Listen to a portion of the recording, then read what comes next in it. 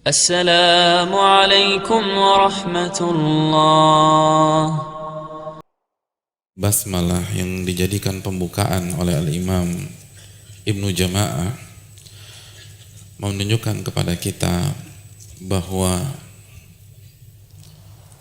prinsip para ulama kita di dunia ilmu adalah tawakal kepada Allah, meminta pertolongan kepada Allah, dan mengembalikan segala urusan hanya kepada Allah Subhanahu wa ta'ala. Dan ini atmosfer dunia ilmu, hadirin. Kalau antum ingin masuk ke dunia ilmu, ingin datang dan aktif di kajian, ini prinsip yang harus antum miliki. Jangan bosan-bosan bertawakal kepada Allah. Selalu minta kepada Allah Subhanahu wa ta'ala. Dan ini terlihat dari berbagai macam tindak tanduk para ulama. Terlihat dari sikap-sikap mereka. Di antaranya ini, mereka memulai buku-buku mereka dengan bismillah. Dan bismillah artinya meminta pertolongan kepada Allah, minta keberkahan kepada Allah Subhanahu wa ta'ala. Jadi walaupun mereka cerdas-cerdas, Al-Imam Ibnu Jama'ah di usia muda itu sudah jadi hakim syar'i. Beliau tidak mengandalkan kecerdasan beliau ketika menulis buku ini. Yang beliau andalkan adalah kekuatan Allah. Yang beliau andalkan adalah ilmu Allah Subhanahu wa ta'ala. Makanya beliau mulai dengan bismillahirrahmanirrahim. Dan di antara potret para ulama tentang masalah ini, bagaimana mereka menamai buku-buku mereka. Banyak para ulama menamai buku-buku mereka berdasarkan prinsip ini. Prinsip tawakal, prinsip isti'anah. Dan banyak contoh masalah ini.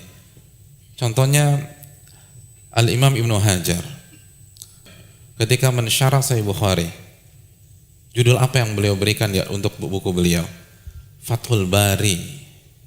Fathul Bari. Apa arti Fathul Bari? Fat itu pembuka. Al-Bari salah satu nama Allah Subhanahu wa ta'ala. Itu judul buku, itu ada filosofinya.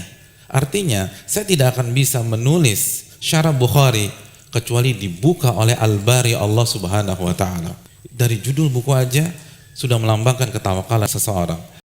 Dari judul buku saja sudah melambangkan ketergantungan seseorang kepada Allah Subhanahu wa taala. Al-Imam Syaukani punya buku tafsir, judulnya apa?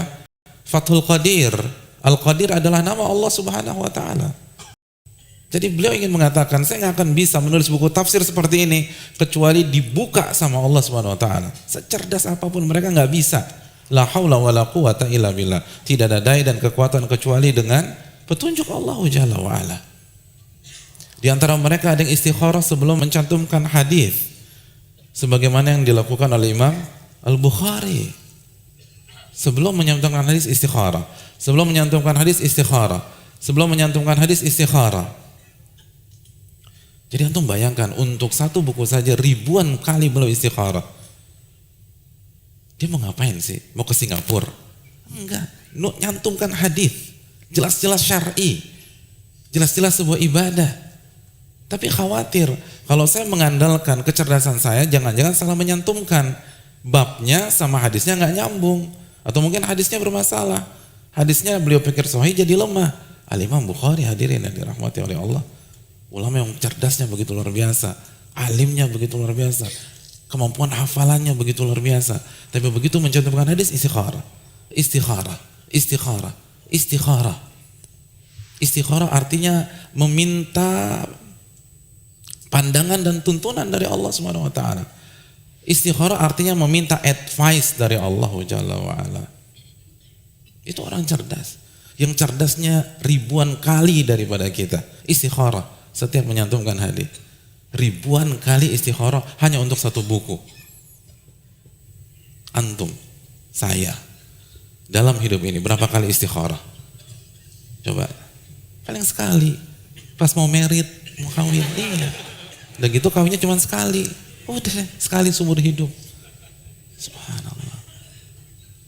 Makanya kurang berkah hidup kita dibanding para ulama.